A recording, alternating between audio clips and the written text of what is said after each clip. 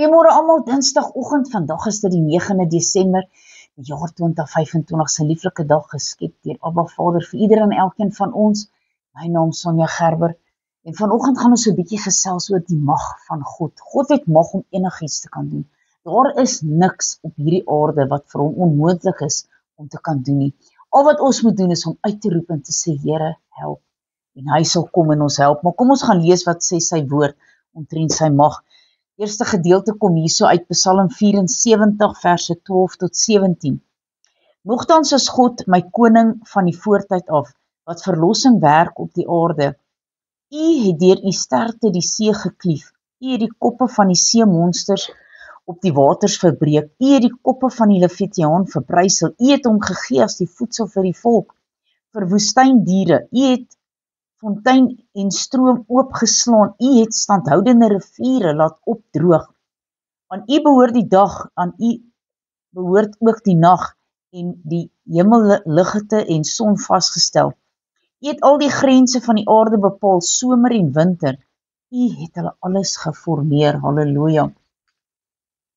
Jeremia 10 vers 10 tot 16. Maar die Here is waarlik goed.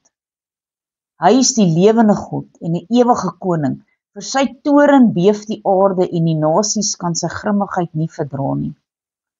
So moet julle vir hulle sê, die gode wat die hemele en die aarde nie gemaak het nie, sal vergaan en van die aarde af en onder hulle hierdie hemele uit. Hy wat die aarde gemaak het deur sy krag, wat die wêreld gegrond het deur sy wysheid en die hemel uitgespan het deur sy verstand. As hy sy stem laat hoor, is daar 'n geruis van waters in die hemel en hy laat dampe opgaan en die einde van die aarde af. Hy maak bliksems vir die reën en laat wind uitgaan uit die voorskatkamers. Elke mens word dom sonder kenners. Elke goudsmid staan beskaamd deur die gesneede beeld, want sy gegote beeld is 'n leuen en daar is geen gees in hulle nie. Nietige afgode is hulle werk vir spotternij. In die tyd van hulle besoeking gaan hulle tot niet. Jakob se deel is nie soos hulle nie, want hy is die voormeerder van alles en Israel is die stam van sy erfenis. Here van die leerskare is sy naam, halleluja. Natuurlik hier in Matteus 28 vers 28 tot 20 sê die Here Jesus, dat hy het al die mag in die hemele en op die aarde, en hy gee dit aan wie hy wil. Gaan dan heen, maak disippels van al die nasies, doop hulle in die naam van die Vader, die Seun en die Heilige Gees, en leer hulle om alles te onderhou, wat ek julle beveel, en kyk, ek is met julle tot al die dae van die volëinding van die aarde. Soos is nooit alleen, as jy ooit gedink het, jy's alleen, jy is nooit alleen nie. Daar's 'n skade wie aan jou regterkant, die Here sê, hy is met jou. Lukas 10, hier vanaf vers 17 tot 20.